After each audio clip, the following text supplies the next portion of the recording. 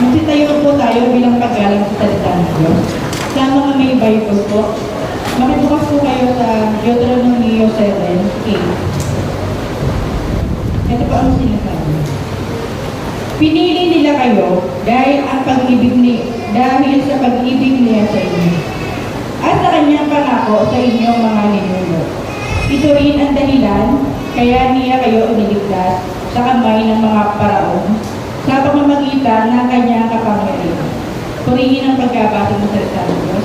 I-welcome po natin ang kanyang lingkod sa katawa ni Pastor Eric Sanchez.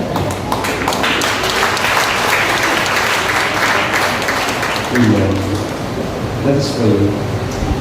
Lord, thank you sa umaga po dito, Panginoon. Salamat sapagkat kanina pa man ay sinasamahan mo na kami, Panginoon, sa gawain mo, O Diyos. Salamat sa pagdanaw po ng Santong Espiritu at sa pananahan po ng iyong presensya sa kalagitnaan po namin. Lord, salamat sapagkat sa umagang ito, muli kaming tatanggap ng biyaya mo sa pamamagitan po ng iyong salita. Nawa, ang aming puso ay maging bukas sa mga salitang ihahasik ngayon at nawa ito'y tumubot, tumagot, mamunga sa tulong din po ng Banal na Espiritu. Ito po ang aming samot dalangin sa pangalan ng Ama, ng Anak at ng Espiritu Santo. Ang lahat ay magsasabi ng Amen. Amen. Ako po si Pastor Eric Sintero. Nalilito lang si sister. Kasi madami kasi kong pamukhaan. Purihin po ang Diyos at ngayong umaga po na ito ako pinaniniwala na minsan kayo magpapalaan tayo ng Panginoon sa salita ng Diyos na atin pong pagbubulay-bulayan. Gusto ko lamang po ulitin yung sinabi ko po sa Bustos na bakit mahalaga po ang lahat ng gawain ng Panginoon. Po, mas maganda po kung darating tayong pare-pareho, talagang yung before tayo nag-worship. Binanggit ko po ito sa Bustos kasi pala, ganito pala yan. Ang pagsamba na ginagawa natin sa Diyos, pagpupuri na ginagawa natin sa Panginoon, ito po ay pagbabalik natin ng pasasalamat sa ating Diyos. Okay? Pagbabalik natin ng pasasalamat sa kabutihan ng Panginoon. So, nagbabalik tayo.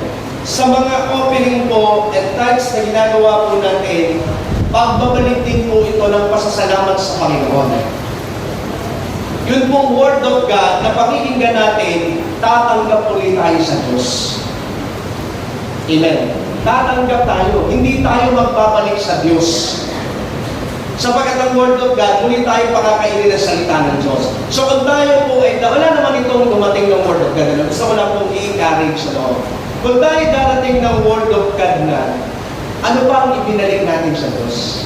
So sa isang linggo na tayo po ay biniyayaan ng Diyos, tapos darating tayo, Word of God, tatanggap na naman tayo. Wala tayong naibalik sa Diyos. Kaya ngayon nagtataka tayo, bakit ang kulat ng blessing sa atin? Kasi wala naman tayo na ibabalik talaga sa Panginoon ng lubos-lubos. Kaya napakahalaga po ng lahat ng gawain. Kaya sinasabi po minsan, dadako tayo sa pinakamahalagang bahagi, mahalaga po ang lahat ng bahagi. Amen ba? Amen. So hindi rin dapat natin yung Amen. Niliyaw lamang po ay para maging ganado po tayo sa pagpunta sa gawain ng Panginoon. Okay? So, sino po narito nung last Sunday? Pakitatlo lang pala tumalog ng Sunday. Awa naman si Brother Raymond, tatlo na nga nakinig. Sino po narito ng Sunday? Amen. Napakaganda po ng tinuro ng Panginoon sa buhay po ng ating kapatid na si Brother Raymond. Ang itinuro po niya ay pinamagatan po. Ano daw po yun? The divine works of God. The divine works of God. Okay? So this morning, series po, dudugtungan po natin yung kay Brother Raymond, hindi mo dahil bitin, kundi maganda ho ipagpatuloy ang kapahayagan ng Diyos sa atin pong mga buhay. This morning naman po, ang pag-aaralan naman po natin ngayon ay the divine intervention of God. The divine intervention of God. Ano ba, Pastor, yung pag-iba ng divine works of God sa divine intervention of God? Ano po? Actually, kung titignan po natin, pareho mong paggawa ng Diyos yan sa buhay ng tao. Kaya, pag sinabi pong divine works of God, ito po ay tumutukoy po sa paggawa ng Diyos, yung pong creation ng Diyos, at pagpapanatili ng Diyos doon sa kanyang nilikha sa pamamagitan po ng karunungan, katuwiran, so paggabay niya ito. No? Ibig sabihin, general ito. General na paggawa ng Diyos, maging sa universe, sa earth, sa sun, sa puno, sa lahat-lahat. No? Pag sinabi pong divine intervention of God, ito naman po'y tumutukoy po ito, medyo mataray lang ng konti, ito daw po ay direktang pakikialam ng Diyos sa isang pangyayari sa buhay natin para sa ating ikabubuti. No? May mga bagay po na binigyan kasi tayo ng Diyos ng will. Pero minsan, at hindi nga minsan, madalas ang Diyos ay nakikialam siya sa buhay natin para ho umayos ang buhay natin.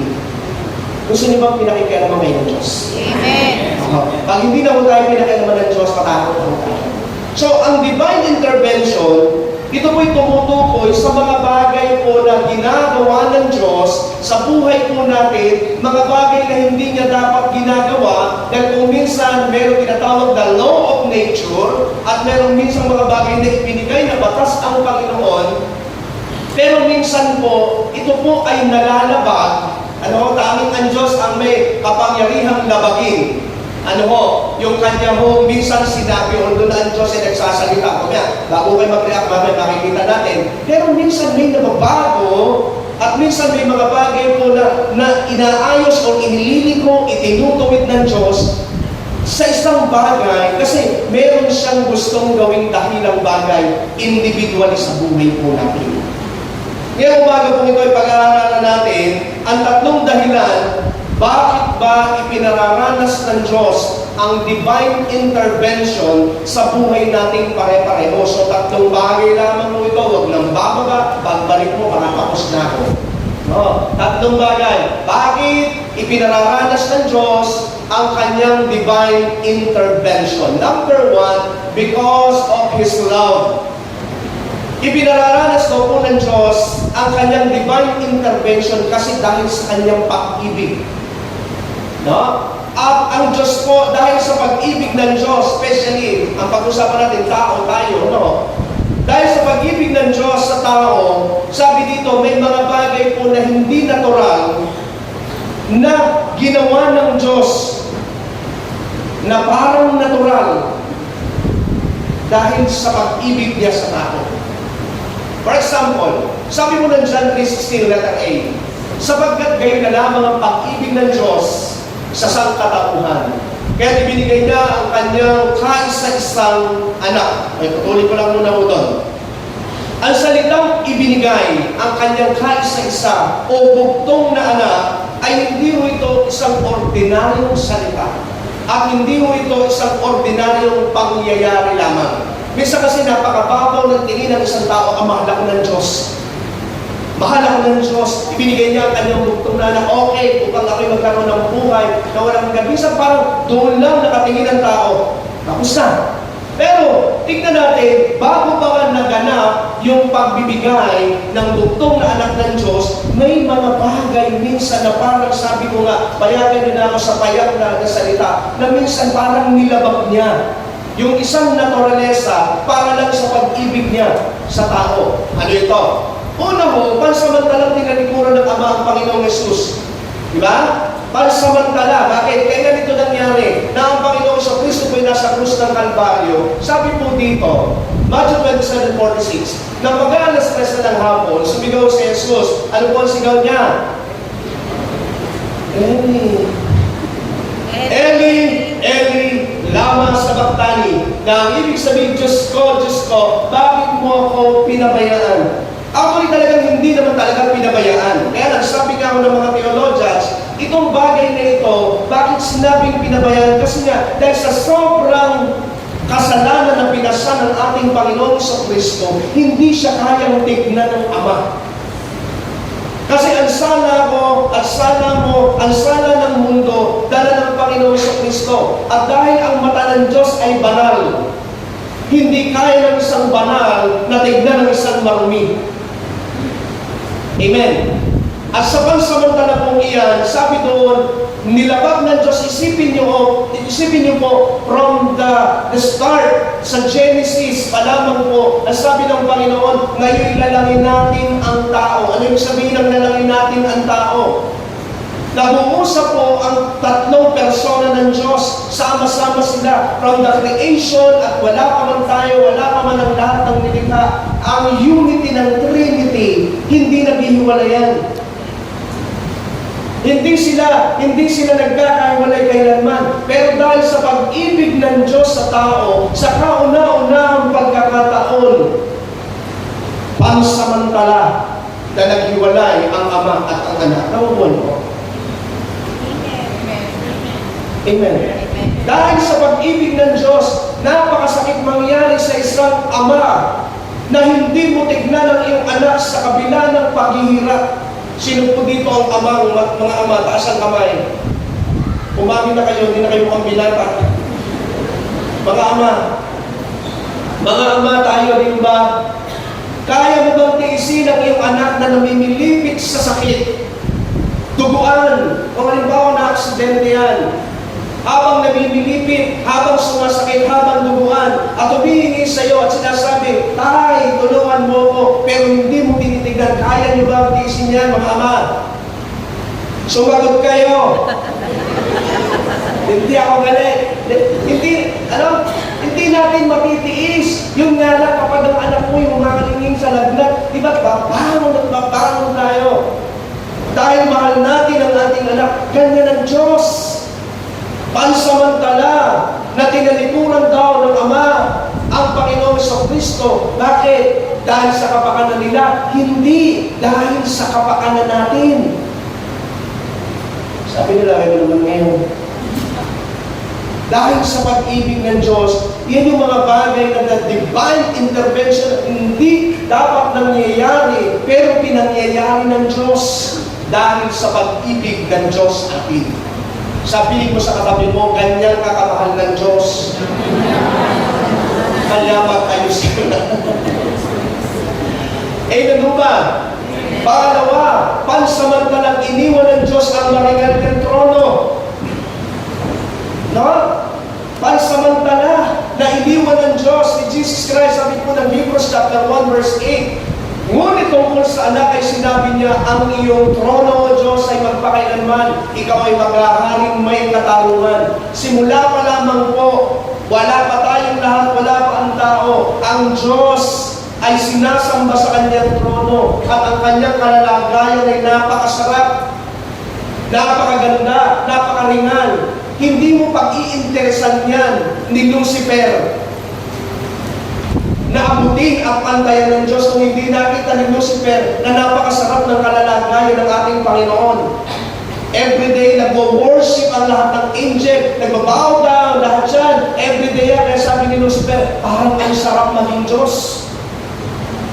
Kaya sabi ni Lucifer, sa buka pa Isaiah, aakyat ako sa ibabaw ng mga bundok at papantayan ko ang Diyos.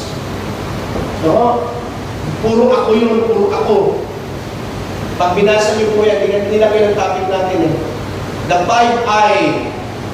Kapag ang tao ay puro ako. Na-Lucifer ka, kapatid. Totoo yun. Totoo. So, ingat. Yan. Ibang topic na lang yun. Nakabola ako. So, ang ibig sabihin lang nito, na isang hari, isang Diyos, na napakalingal ng trono, pansamantalang bumaba para lamang sa pag-ibig ng Diyos sa atin. Alam mo, pag naintindihan ko ng isang tao, at naway intindihin natin pare-pareho Kristiyano, pag inintindi natin ang ibig sabihin ng pagbaba pansamantala o pagbaba ng konti pansamantala ng Diyos dahil sa atin, alam mo, hindi ka naman backslide. Hello? Pag naintindihan ng tao kung gaano ang sakripisyong ginawa ng Diyos sa atin, hindi mo na itatakwil si Lord. Yung gaya ng kwento ni Ate Jeline, kaya mong ipaglaban at kaya mong ipaglaban ng Diyos. Kasi bakit? Pag naintindihan natin, isipin mo ito, isang hari, tapos bababa. Kasi ang Panginoon hindi pwede bumaba ang ating Panginoon sa Kristo. Bakit siya bumaba? Kasi may gagampanan siyang isang role. Ano pa yung gagampanan niya? Sabi ng pangatlo, pansamantalang namuhay ang Diyos na karaniwang tao. Kasi kailangan niyang bumaba sa trono Pag hindi siya bumaba sa kanyang trono, sa pagpunta niya rito, pansinin niyo po, nung nagpunta ba rito ang Panginoon sa Kristo, ano kinuha niyang kalalagayan? Siya po may anak ng presidente. Alipin. Siya po may isinilang sa mamahaling hotel. Hello? Hindi. Nang ang Panginoon sa Kristo, sabi po dyan, sa Pilipos 2:6-7, kahit taglay niya ang kalikasan ng Diyos, hindi niya ipinagpilitang manatiling kapantay ng Diyos. No? Kabaligtaran talaga kay Lucifer si Jesus. Si Lucifer, pilit pinapantay. Ito naman si Jesus, bumaba para lang sa pag-ibig. Sa halip po sanyang binitawan ang pagiging kapantay ng Diyos at namuhay ng isang alipin. So, bumaba na nga, tao na nga, naging alipin pa. Ipinanganak siyang bilang tao. Sabi doon, ipinanganak siya bilang isang tao. Pangkaraniwang tao. No? Ang Panginoong Kristo po ay pansamantala. Hindi mo siya tao lang. Siya po'y nagkatawang tao. Napakalinaw, taglay niya ang kalikasan ng Diyos, pero hindi niya pinagpilitan. Bakit? Kasi bababa siya sa mundo. Bakit siya bababa sa mundo? Para pagsalitain tayo ngayon. Bakit siya bababa sa mundo? Upang iparamdam ng Diyos at upang ganapin ng Diyos kung gaano niya kamahal ang tao. Kaya may John 3:16. Amen po ba? Ganyang magmahal ang Diyos. Dahil sa pagmamahal ng Diyos sa tao, may mga bagay siya na hindi niya dapat ginawa, pero ginagawa niya. Yung sabi mo, mahal ka pala talaga ng Diyos. Ganun ba? Kung di kayo maniwala, bahala na kayo. Pero ganyan ang Diyos. So in the divine intervention, isang nagdadrive para gawin ito ng Diyos dahil sa kanyang pag-ibig. Kasi ang Diyos ay pag-ibig. Hindi siya may pag-ibig, kundi katangian ng Diyos ang pag-ibig. Amen. Kung baga sa salitang tao na mababaw, no choice. Ano man ang gawin ng Lord, pag-ibig talaga siya. Amen. Kaya kahit ang kulit ng tao, minahal niya. Kaya kahit ang tao ay patuloy na hindi siya pinapansin ng tao, ang Diyos pinipilit na abutin ang tao. Kasi siya ay pag-ibig. At dahil Kristiyano tayo, ibinuhos na ng Diyos ang pag-ibig daw sa ating mga Kristo. Sabi mo sa tabi mo, I love you with the love of the Lord. Ngitian mo, hindi ganyan. Alam mo, so number 1 daw po yun. The divine intervention, bakit ginagawa? Because of His love. Okay? Mahaba kayo, kaya lang. Mahaba na. Number 2, to show His power. Ginagawa po ng Diyos, minsan gumagawa daw po ang Diyos ng hindi natural at hindi pangkaraniwang nangyayari para maipakita niya kung gaano siya kamakapangyarihan. Minsan pala may mga bagay na nangyayari sa buhay natin, sa daigdig, sa paligid natin, na minsan po ay hindi basta-basta ginagawa ng Diyos, pero ginagawa niya ito para maipakita po niya yung kanyang kapangyarihan. Ano naman ang dahilan niya? Bakit gusto niya ipakita ang kanyang kapangyarihan? Para ba ang Diyos na ipagyabang na siya makapangyarihan? Wala nang kailangan i-prove ang Diyos sa atin. Ang Diyos ay powerful. Ang Diyos talaga pinakakayes. Pero hindi niya ito pinakikita dahil para sabihin, dahil walang ubra sa kapangyarihan ng Diyos. Pero may dahilan ng Diyos kung bakit minsan pinakikita niya ang kanyang kapangyarihan sa atin. Number 1, sabi dito, letter A, upang matutong matakot at magpuri sa Kanya, ang tao sa Kanya. Minsan daw po, May mga bagay na ginagawa ang Diyos sa atin upang turuan tayo, turuan ang tao na purihin ang Diyos. At upang ang tao ay magkaroon ng takot sa Kanya. Minsan po kasi ang tao wala ng takot sa Diyos. Pero pag may ginagawa ang Panginoon na isang bagay na parang kakaiba o hindi pangkaraniwan, napupukaw niya ang damdamin ng tao at nalalaman ng tao, ay makapangyarihan niya pala talaga ang Diyos. Isang halimbawa po nito sa book po ng Lucas, chapter 7, verse 12 to 16. Sabi po dito, may pangyayari na kung titignan hindi talaga dapat nangyayari. Nang malapit na sa pintuan ng bayan, may isang lalaking namatay na dala ng mga tao patungo sa libingan. So, libing. Ito'y kaisa-isang anak na lalaki ng isang biyuda. Napakaraming tao mula sa bayan ang sumama upang makipaglibing. Nahabag ang Panginoon nang makita ang ina ng namatay, kaya sinabi niya ito, huwag ka nang umiyak. Nilapitan niya at inipo ang kabaho at umigil ang namatay pa sa nito. Sinabi niya, binata, sinasabi ko sa iyo, bumangon ka. Patay na to. Bumangon ka. Bumangon nga ang patay, nagsalita at siya'y ibinigay ni Jesus sa kanyang ina. 16. Natakot ang lahat at sila'y nagpuli sa Diyos. Natakot ang lahat, no? Hindi ito'y natakot, ay! Bumangon ang patay! Hindi ganoon. No?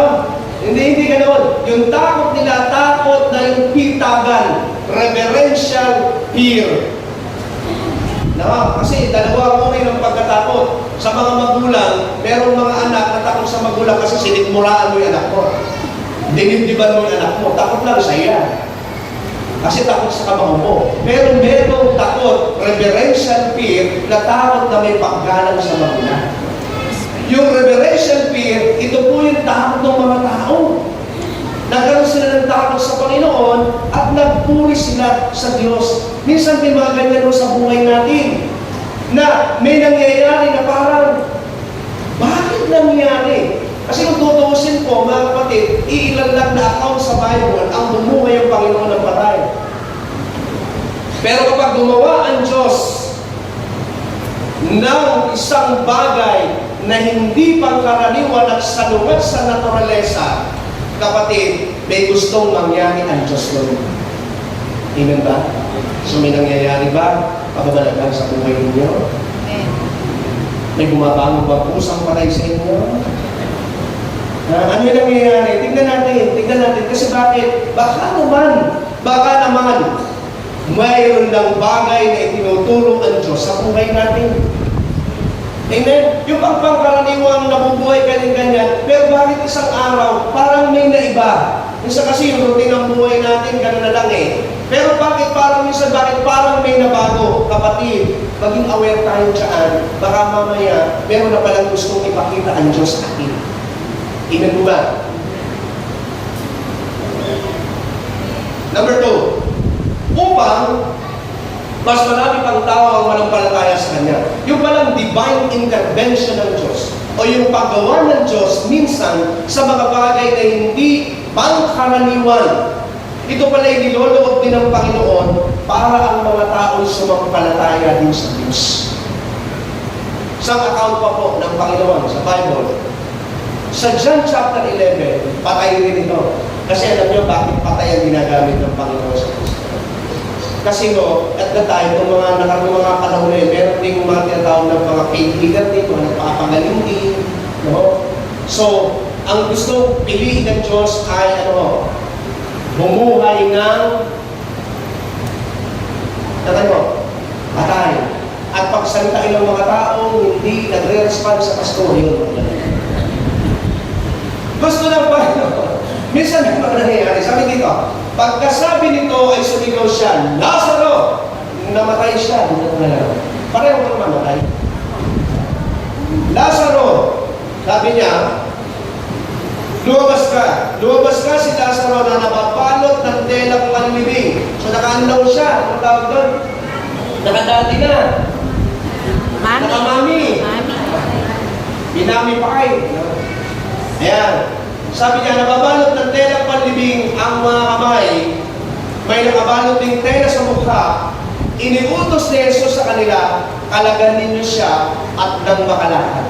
Okay? Marami sa mga Hudyong dumalaw kina Maria ang nakakita sa ginawa ni Jesus at sumampalataya sila sa Kanya. Yung palang mga bagay na hindi pa karaniwang nagaganap sa buhay natin, ito pala minsan ginagamit ng Diyos para yung mga kapitbahay natin, para yung kapamilya natin, para yung kamag-anak natin ay manampalataya din sa Panginoon.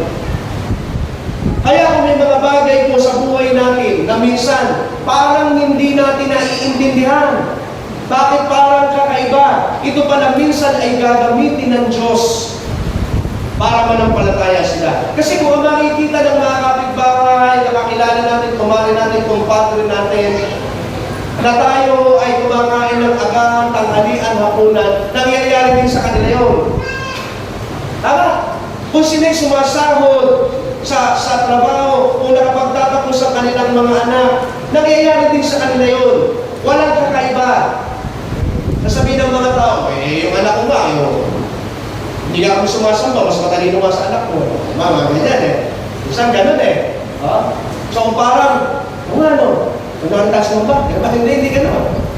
Pero kung may mga nangyayari na gaya ng nangyari kay Lazaro, napatay na. Pero nabuhay pa ng Panginoon, ano po ang sinabi? Sumampalataya sila sa Diyos. Kaya yung divine intervention ng Diyos, minsan nasasalungat nito. Kasi bakit? Hindi na ho talaga pwedeng mabuhay yung patay. Except ang Diyos ang gumawa.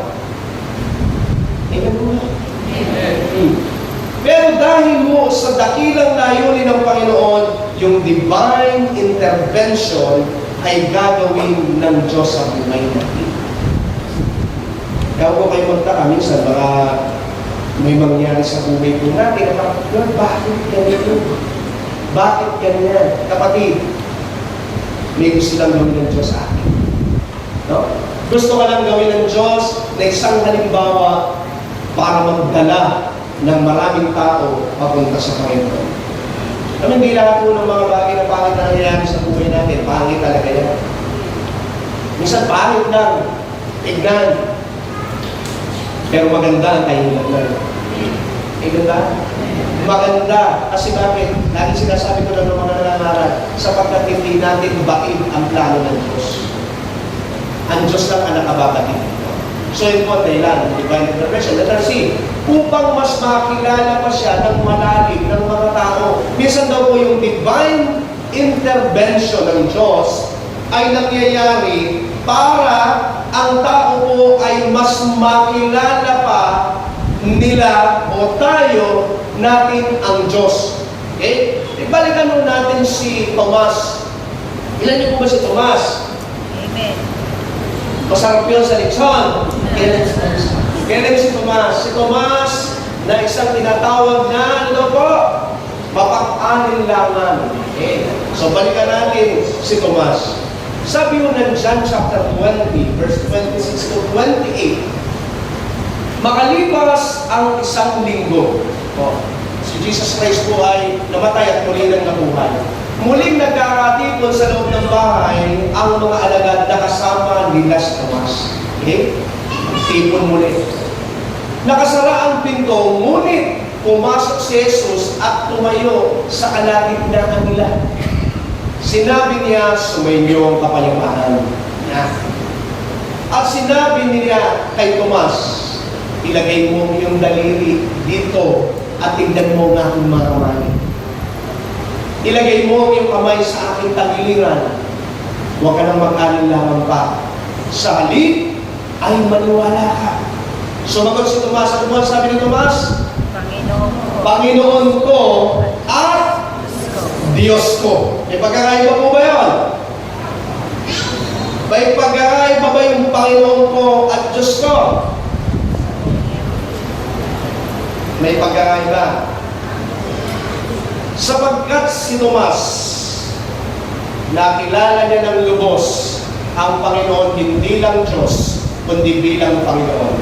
Maraming tao, ang Diyos ay kilala Diyos. Oo, Diyos, humihingi tayo. Lord, pengi nun. Pagalingin mo ko. Pero hindi kinikilala ng Panginoon, kaya hindi naglilingkod. Pag sinabing Panginoon, ang Panginoon ay may servant or alipin. Maraming Kristiyano, ang pagkakilala lang sa Diyos ay bilang Diyos. Maaaring hindi mali, sapagkat tama naman ang kilalanin ng Diyos. Pero bakit maraming Kristiyano, umuwi na lang sa Panginoon, walang naging paglilingkod? Kasi hindi niya kinilala bilang Panginoon. Dalawa lang ang kinilala niya, Lord and Savior. Dapat tatlo, Lord, God, and Savior. Maraming tao tatanggapin ang Panginoong Kristo. Bakit? Takot lang pumunta ng impyerno. Lalo kapag yung evangelist ay tinanong, kapatid, pag hindi mo tinanggap si Kristo, paano kung bumagsak ka aeroplano at namatay tayong pareho, saan ka pupunta? Sabi mo sinisyahan mo, impyerno nga, sige, tatanggapin mo na. At dahil natakot lang, tinanggap ang Diyos, naniwala ang Diyos, naniwala na Savior. Ang problema, pansinin mo, hindi kinilala na Lord. Kaya, walang ginagawa para sa Panginoon. Itong si Tomas, nung kinilala niya na Diyos at Lord, namatay si Tomas na isang martir. Inalay ang buhay sa Diyos. Isang Tomas na dating nag-aalinlangan, pero nung nakilala ang Diyos ng lubos, inalay ang buhay niya sa Panginoon. Baka isang Kristiyano, hindi natin nakilala si Lord. As a Lord, as a God, as a Savior, kapatid, makukontento ka lang talagang walang paglilingkod sa Diyos. Sorry sa sinasabi ko. Pero yun ang totoo. Kasi pag nakilala mo ang Diyos ng totoo, hindi ka papayag na walang paglilingkod sa Diyos. Na ang paglilingkod sa Diyos ay hindi lang pulpito, kapatid, hindi lang pagkapastor. Sabi ng Bible, hindi lahat ay pastor, hindi lahat ay apostol, hindi lahat ay propeta, teacher at evangelista. Hindi lang ang fivefold ministry na iyan. Maraming paglilingkod. Amen. May isang church po ako kilala, isang pastor na kakilala ko. Alam mo, ginagawa po nila para magamit nila. Pero sila tinatawag na volunteer. Kasi hindi naman kaya i-survive or i-sustain ng isang Kristiyano halimbawa po. Ba't sinasabi ko ito? Minsan nagtatrabaho talaga tayo. Pero meron silang programa dahil magaling po man tayo isa. Wala lang siyang panahon talaga sa Panginoon. Alam nyo, meron sila tinatawag na volunteer. Sa isang buwan, kahit isang beses, nag-back up siya. Nag-volunteer sila. Yung iba, nag-a-usher, nag-volunteer. Yung iba, volunteer na teacher. Nagpapagaling sila sa Panginoon. Kasi bakit? Ang pakiramdam kasi ng iba talaga, kaya kung minsan may guilt sa sarili, hindi siya nakapaglilingkod sa Panginoon. Amen ba? Kaya kung di ka nagigil na walang paglilingkod, mahubag ka sa sarili mo. Alam niyo yung kapatid mo sa Vladimir, si Rina. Pangalan mo na si Rina. Member mo sila ng Only by Grace dito sa Santa Monica, Vladimir Bulacan, Philippines, Asia. Yung kapatid ko na yun, yung kapatid meron dalawa po kasi tatlo na lang mo kami, nagigitnaan ako ng babae, pangalan yung Bolso. Kaya ako po'y, ako pong news nila. Ay, yung ate mo namin, napakasipag ko rin sa gawain. Masipag pa ko ito sa mga pastor. Ako, bakit masipag? Pag nagdeklara mo ng 40 days, prayer ang Only by Grace. Kasi ang gift ng Only by Grace, prayer intercessory. Pag nagdeklara mo ng 40 days na prayer, walang absent na kapatid ko. Pag nagdeklara mo ng 7 nights, 7 gabi yun, 7 nights na tuloy-tuloy na gawain, walang absent ang kapatid ko. Ngayon, ito yung panganay namin. Itong kapatid ko po, parang nakukonsensya siya na wala siyang paglilingkod. Sinabi nila sa pastor nila, Pastor, ako po ay parang walang silbi sa church natin. And then, ang gift po ng kapatid ko ay businesswoman. Titinda po siya ng tuyo. Meron po siyang maliit na sari-sari store. Ang gift niya ay magpalago ng pera. Sabi niya doon sa pastor nila, Pastor, dahil hindi ako to serve sa church, pero alam ko, kailangan kong maglingkod sa Panginoon. Pwede po ba sa loob ng isang linggo, magbibigay ako ng bigas para po sa mga workers niyo? Kahit hatiin mo po ito sa mga nagpa-follow up, kahit 2 kilo lang, ito po ang paglilingkod ko sa Panginoon. Bakit ko sinasabi ko? Para gawin niyo rin. Hindi gano'n. Bakit ko sinasabi to? Gusto ko. Sabi maganda kung gawin natin. Bisa may napupuntahan mo kaming bahay ng sinahin. Pero kung alam nila, lechon. Bakit ko sinasabi to? Kung kilala natin talaga ang Diyos sa malalim na kapamaraanan, hindi ka papayag talagang walang paglilingkod sa Panginoon. At yung mga bagay na nangyayari minsan sa buhay natin. Kaya kung minsan, kapatid, sa buhay po natin, di ba, dumadaan din naman tayo sa parang minsan, parang nagdududa na rin tayo. Kapatid, ang pagdududa hindi kasalanan. Di sana, hindi na pinatawad ng Diyos si Tomas. Ang pagdududa ay bunga ng natural na nangyayari. Pero pag dinampasan mo yung pagdududa mo nang wala ng pagtitiwala sa Diyos, doon na tayo nagkakasala. At dududa ka rin kung may kakainin pa ba tayo bukas. Lord, paano ba ito? Pero ang maganda, pag nakilala natin sa malalim na kapamaraan ng Panginoon, kaya minsan pinarakaan tayo ng Diyos sa mga bagay na parang makipot. Tamo ito pong si Tomas, una, sabi nga, kaya niya hinahanap yung butas ng kamay ay gusto niyang tiyakin na ang Panginoon talaga yun. Na nabuhay ba talaga ang Panginoon? Kasi sabi ko nga, minsan sa sharing na ang Panginoon ay maraming issue noon. Na ang Panginoon ay hindi nabuhay. Na ang Panginoon ay ninakaw lang yung bangkay niya. So, itong si Tomas, gusto niya siguraduhin nung natiyak niya. Nagduda pa ba? Nakakita pa ba tayo ng account sa Bible na si Tomas ay nagduda? Na sinabi niya, hindi nga Lord, take 2. Tignan ko nga uli nga Lord. Yung butas na kabo, wala nang ganon. Nung natiyak na ni Tomas, Panginoon ko at Diyos ko, lumalim ang kanyang pananampalataya. Kapatid, sabi ko nga, hanggang sa namatay si Tomas, pinaglingkuran niya ang Diyos. Kaya nga may Santo Tomas at Man Tomas. Dahil sa divine intervention of God. Ano ba? Letter D. Upang patunayan siya ang pinakamakapangyarihan sa lahat. Okay? Ang divine intervention ay para patunayan po na ang Diyos ang pinaka-powerful, no? Hindi sa atin. Tayo naniniwala na tayo. Pero may mga tao paminsan na merong mas makapangyarihang Diyos pa rin sa Diyos natin. Po. Kaya nga may ginawa ang Panginoon. May pangyayari po sa Book of Exodus chapter 14 verse 25. Sabi po dito, napabaon ang gulong ng mga karwahe at hindi na sila makahabol ng matulin. Kaya sinabi nila, umalis na tayo rito sapagkat si Yahweh na ang kalaban natin. Sino po ito? Mga Egyptian na hinahabol ng mga Israelita. Ito po yung time na hinali ng Diyos sa pamamagitan ni Moses ang dagat.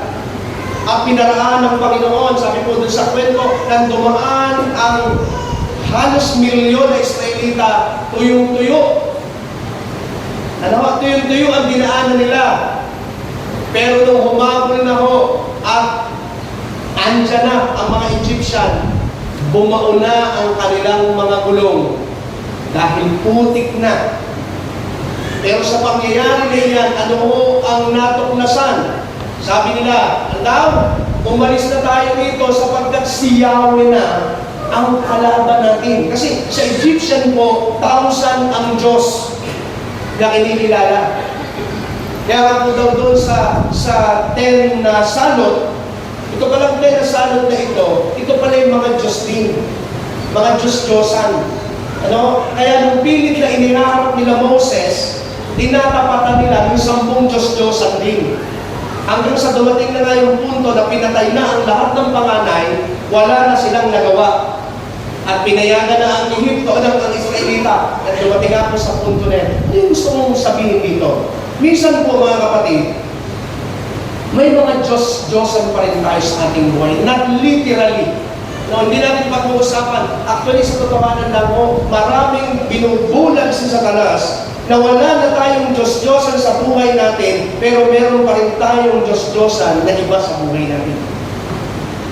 Minsan maaaring wala tayong literal na Diyos-Diyosan, pero nananaman pa rin tayo sa sarili natin. Kapatid, Diyos-Diyosan yan. Yung manahan tayo sa sarili nating galing, sa sarili nating yaman, sa sarili nating talino, sa sarili nating diskarte. Kaya kung minsan pinaparalisa ng Diyos ang lahat ng iyan para patunayan lang na, hoy, ako ang makapangyarihang Diyos, hindi ikaw. Amen. Pinakikita lang ng Diyos na may mga panahon na talagang magkakaroon ng divine intervention para ayusin ang puso ng tao. Interesado ang Diyos sa puso natin, hindi sa anuman tinataglay natin. Hello? Kaya kung minsan din, bakit parang nangyayari na parang ang ganda naman, pero bakit isang araw parang bigla na lang na nangyari ito? Kasi bakit? Gustong ipakita ng Diyos, sabi dito, si Yahweh na ang kalaban natin. Ang makapangyarihang Diyos na ang kalaban natin, wala na tayong magagawa. Amen ba? Tandaan po natin, ang divine intervention, hindi lang ito sa magandang bagay na sa tingin natin. Minsan, parang pangit ang nangyayari. Kaya nga pag may mga pangit na nangyayari sa buhay natin, huwag nating sisihin si Satanas. Huwag nating sisihin ang gobyerno. Huwag nating sisihin ang kapitbahay natin. Dahil kadalasan, mga kapatid, ang problema tayo. At ang pinamaganda sa lahat, yung pag-amin na may problema tayo. Sapagkat ang pag-amin ay solusyon sa pamilaya. May isang kwento, may isang haring dumalo sa bilangguan. Ang pasok ng haring sapagkat yung araw na yun, ang birthday ng hari, magpapalaya siya ng bilanggo. Pagpasok niya sa unang selda, nakita si Brother Ramil, nakita ang isang nandun sa loob, sabi niya, ano kasalanan mo? Sabi ng tao, wala akong kasalanan. Okay? Punta sa next selda, ano kasalanan mo? Wala akong kasalanan. So, wala akong kasalanan. Wala akong kasalanan. May mga kasalanan? Meron. Sabi nung lahat, wala akong kasalanan. Nakauli-uliran mo, sabi nung sa akin, ako po may kasalanan. Kaya po ako naman. Sabi na Mari, palayain ito. Palayain itong makasalanan na ito. Baka pahaw yung mga walang kasalanan. Alam mo, minsan yung pag-amin, ito ang susi sa paglalaya. Amen. Amen. Kung minsan bakit hindi tayo mapalaya ng Diyos, ayaw natin lumapit eh. Na kung minsan pag-amin, ito talaga ang susi para gumawa na ang Diyos sa buhay natin. Tandaan natin, walang nalilingid sa Diyos. Pero kung bakit hindi makagawa ang Diyos sa buhay natin, kasi ayaw nating umamin. Ulitin ko yung kwento ng isang pastor na nag-preach dito. Natandaan niyo po, si Totoy at si Boy, na minsan nagbakasyon sa kanilang probinsya, sa kanilang lola. Itong si Totoy, bibo. Ang galing. Si Totoy, bibo. Si Totoy, bibo. Si Boy, mabait. Pagdating nila dun sa probinsya, maharot si Totoy. Habas ng bato. May mga batang ganyan eh, no? Di ba sa bakura niya, may hawak na stick niya, gagano din yung halaman mo, inagagaan. Wala! Kaya sa mga, ang bait mo ato. Kaya na, ngayon ito si Totoy, pukol ng pukol. Tinamangan yung itik. Patay. Ngayon, ang sabi ngayon, ano, patay ka sa nawala. Sabi niya mo, patay ka. Huwag mo ko susuko nga. Kung mo susumbong, sabi nung namin ni Boy, kapinyon din pala si Boy, sige, basta susunod ka. Doon sa mangyayari, sa mga susunod na araw, sabi ni Totoy, basta sige ako ako susumbong. Ngayon, kumain na sila, sabi nung, kumain na sila, magliligpit. Sabi ni Boy, alam mo Lola, si Totoy, gusto mo sila naglilinis ng pinggan. Sabi ni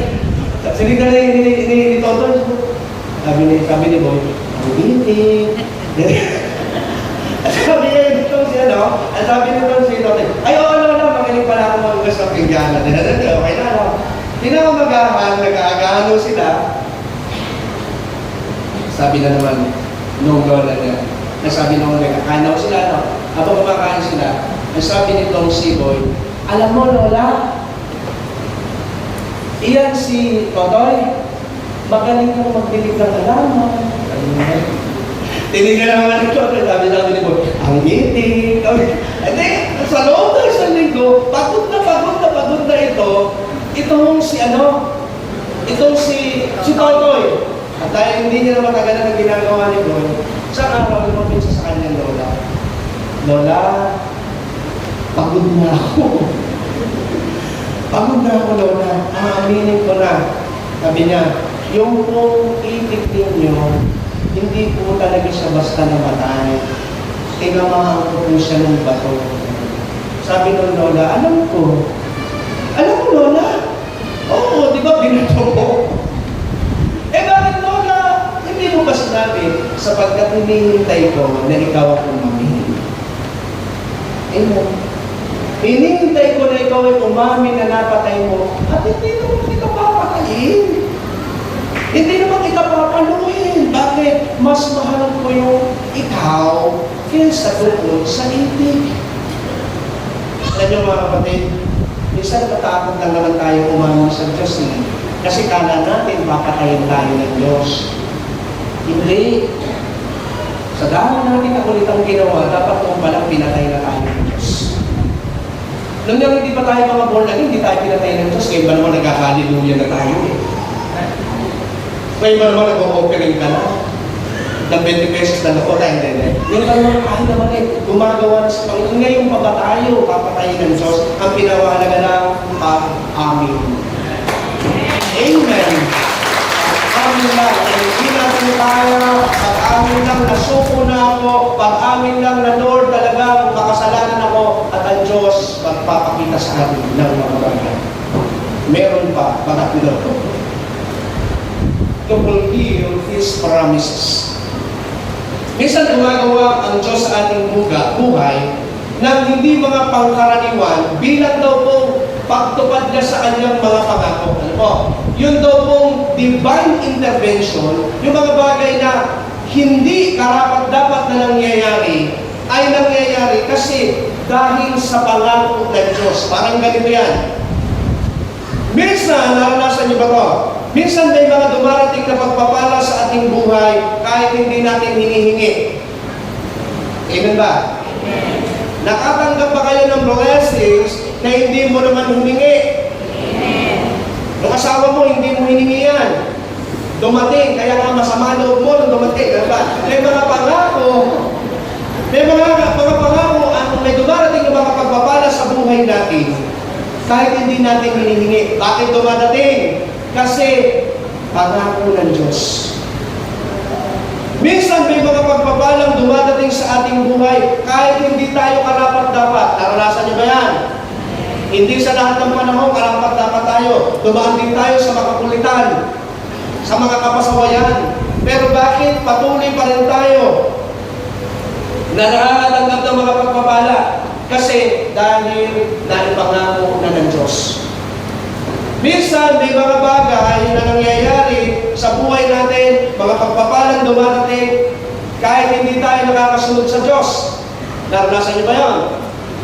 Mabait nila. At minsan may mga pagpapala tayong tinatamasa na hindi natin pinaghirapan o pinagtrabahuhan dumating sa buhay natin. Yung mga nakamana,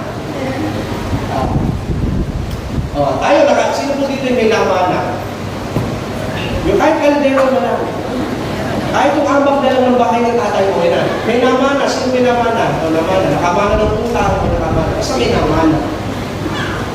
Minsan, sabi dito, maaari daw kaya dumadating ito, maaaring nangako ang Diyos nung minsan naging tapat tayo. Diba? Minsan, ang alam natin eh. Lalo na, nawa sa mga bagong Kristiyano, makapagpatuloy talaga tayo. Kasi pag talagang bago, mainit mo talaga yun. Mainit yan. Mahirap mawakan. Kapasa yan. Pero, nung sa pag-init natin na ito, sabi ng Diyos, naku, itong Kristiyano na ito, yung mahal na mahal ako. Sabi ng Panginoon, dahil napakaalam nito, palalagunin ko ang negosyo. Pero pansinin nyo, kahit hindi na mainit yung isang tao, bakit mainit pa rin yung negosyo? Kasi nangako ang Diyos. Nangako pa rin ang Panginoon.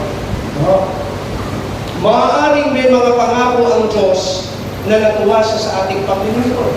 Kaya kung minsan kahit hindi na tayo tapat may mga dumarating pa rin blessing sa atin Bakit? Maaaring mo sa panahon na tayo naglilingkod talagang magsusuungin ang lahat makapaglingkod lang sa Diyos. Diba? Diba talagang pag morning devotion, babangon, mag-aalarm lang ng alas 12. Mag-iingin ang hanggang alas 6, darating sa devotion alas 7. Mga ganun ba? Mga ganun. Lalo magawa mo. Kami yung aga namin dumarating. Pero, nung sa panahon na maalam ang paglilingkod, sabi ng Diyos, ako galing ng paglilingkod ng anak kong ito, pagpalain mo. Kaya kung minsan, kahit hindi na tayo maalam ng paglilingkod, may dumarating pa rin. Bakit? Nangako ang Diyos. Sapagkat pag nangako ang Diyos, di sa parang tao. Sa tao nangako, sabi nga, nangako ka naman, darating ka pa ba? Ganyan ang tao minsan eh.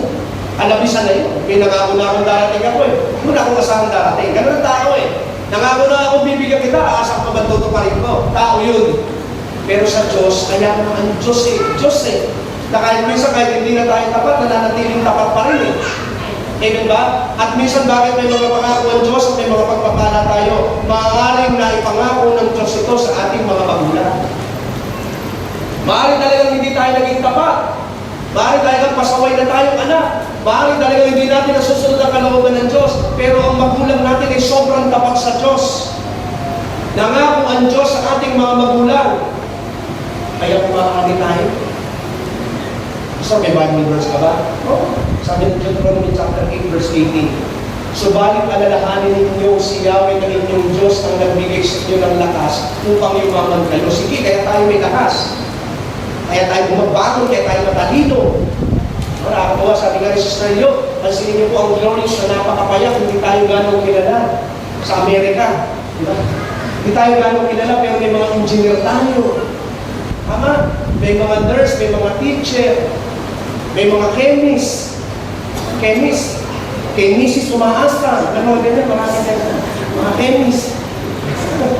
Marami. Bakit? Bakit tayo gumaling? Dahil basta magaling tayo talaga. Hindi. Sabi niya, ginawa niya ito bilang pagtupad niya sa kanyang pangako sa inyong mga ninuno. Ano? Ang Diyos po kasi pag nangako hanggang sa ika-4 na sa aning lahi. Maaaring hindi tayo naging tapat. Maaaring yung nanay at tatay natin hindi naging tapat. Malay mo, yung lolo mo hindi tapat. Malay mo, yung nono mo. Ano yung nono? Yung pag-iingi ka, tabi mo. Yung nono hindi. Ang nono ay yung ating kanulolohan. Kami sa bakit, hindi naman ako tapat na. Bakit meron ako ng napakalawak na lupain ito? Bakit ipinamana sa akin ang korporasyon ng mga Francis? Hindi naman ako tapat. Ang daddy ko hindi tapat. Hindi yung mami mo. Diba? Sabi ni Brother Rabi, Christian ang nanay mo. Kaya sila, ang dami nilang biyaya. Bagay sa akin. Bakit hindi tayo naging tapat? Pero, dahil sa pangako ng Diyos. Kaya kung ngayon po, hindi tayo umaani o may inaani tayo bilang mga magulang na nandito, simulan natin maging tapat. Simulan natin na maging tapat sa Panginoon. para man lang, kung hindi man lang tayo umani or nagmana ang minana natin, yung mahabang listahan ng utang, at least yung mga anak natin, apo natin, sa susunod na henerasyon, umani na ng pangako ng Diyos. Amen ba? Sabi nga sa kapatid namin nag-preach minsan dito, make bawi. Hindi ko matandaan yung isang kapatid namin nag-preach na yun. Make bawi. Kung mga panahon na hindi tayo makabawi, bumawi tayo. Ngayon tayo maglingkod sa Panginoon ng tapat para kung may mga apo ka na, yung apo mo ang magmamanabanan mo. Sino ang magsasabi na isang araw ikaw ang bibili ng SM? O, kilala niyo naman si Mariano ng SM? Henry C. Si Henry C. O ano ba si Henry C? Diba? Nagtitinda lang natin ng sapatos. O ngayon, bukang bibig. Saan kayo pupunta? Sa FM. Kakain kami sa McDo. O-order kami ng Jollibee. Bakit? Mulat bagay ito. Ilang na lang. Baka yung magulang nila, naging kapatid. Sabi nga na natin Marisa. Sabi nga na natin Jilin kanina. Diba? Na minsan yung mga bagay na minsan katapatan natin sa Diyos, ininig na ng Diyos siya. Kayo mga musician, sa akin naman kayo. Kayo ba bakit naglilingkod sa Panginoon?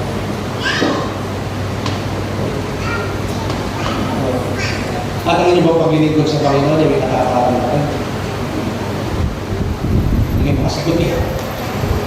Dapat napakain. Diba? Katapatan sa Panginoon. Alam niyo, ang susi daw mo sa katapatan, sa pagpapala, ay katapatan. May isang masarap natin na oras na ba? Alam niyo, kahit po sa ang bagay maging tapat tayo. Ngayon po, inilagay kayo ng Diyos sa glorious covenant ministry. Ito po, tutok muna kayo sa sasabihin. Ang katapatan mo ay nasusukat sa maraming bagay. Ba't kung tinanong ito ang mga musician, kung sa kundin yung tanong, bakit ka ba nandito? Bakit ka ba nasa Glorious Covenant Ministry na ito? Maraming magagandang church sa Glorious Covenant Ministry. Maraming mga perfect ang pamamalakad kesa sa Glorious Covenant Ministry. Pero bakit nandito ka ba? Dapat kayo. Hindi perfect to. Marami tayong makikita pangit dito. May makikita kayong pangit sa mga pastor. Pero sasabihin ko sa iyo, ano man ang makita mo, manatili ka dito. Amen. Kasi bakit? Sapagkat dito ka inilagay ng Diyos. Dito ka payayamanin ng Diyos. Dito ka itinanim. Dito, kapatid. Alam niyo si Manny Pacquiao, kausap ko kahapon. Si Manny Pacquiao, taga-Sarangani, napakaliit po ng church niya na pinanggalingan. Okay? Napakasimple po ng church niya, pero siyempre kayo, bongga na. May touch lang ni Manny. Kaya na magpagawa. Pero alam niyo, tinanong daw ng isang pastor. Kausap yung pastor. Tinanong daw sa kanya, Manny, bakit? Hindi ka sa church sa CCF, sa BBF, sa Victory na malalaking church. Gayong sila naman ang nag-disciples na yun, yung mga pastor. Sabi, ano sabi ni Manny? Naniniwala ako dito ako itinanim ng Diyos. At dito ako pauulan ng Diyos. Maging tapat tayo sa Diyos. Maging tapat tayo. Kasi pag tayo po ay Kristiyanong palaka, Kristiyanong pagulong-gulong, na kung saan church naglululundag, kapatid, isa lang ang nakabiktima sa iyo. Espiritu ni Jezabel. Ilan si Jezabel? Hindi mo yung Serena. Ang Jezabel mo, ang isang espiritu ng Jezabel, ay yung iparamdam na palundag-lundagin ka sa mga church. At ang taong lundag ng lundag, sabi nga ni Sister Leonie, ang batong gulong ng gulong sa ilog ay hindi magkakalunod. Amen. Uulitin mo, maging tapat ka dito. Kahit ano ang nakikita mo, kahit ano ang nababalitaan mo, huwag silang pakialaman. Ang pakialaman mo yung katapatan mo sa Diyos. Yung personal mo kasi, ikaw yan. Kahit kaming mga pastor, kahit hilahin ka namin mapunta dito, kahit i-push ka namin maglingkod, personal mo yung pakipag-usap sa Diyos. At pag nakita ng Diyos ang katapatan mo, hindi ka pinus, hindi ka nang gaya na kasi may maraming tao, pag mainit din. Pag naglilingkod din. Pag nakita ng Diyos yung tunay nating katapatan, sasabihin ko po sa iyo kapatid, walang ibang pwedeng gawin ng Diyos kundi baguhin ang buhay mo at pamumuhay mo. Amen. Kahit ano mangyari, huwag ka nang aalis dito. Ulitin ko, hindi dahil perfecto. Hindi dahil magandang church to. Maraming mas maganda. Pero dahil dito ka nilagay ng Diyos, kamatayan mo. Amen ba? Sa oras ko ito, anong moral? No, may moral na gusto ipakita. Paalala lang, tapos na tayo. Pero gusto ko lang makita natin, pahalagahan natin yung inilaang pag-ibig ng Diyos. Pangalawa, huwag baliwalain yung mga hindi pangkaraniwang nagaganap sa buhay natin. And, pasalamatan ng Diyos sa mga pangamong tinupad niya sa ating mga buhay.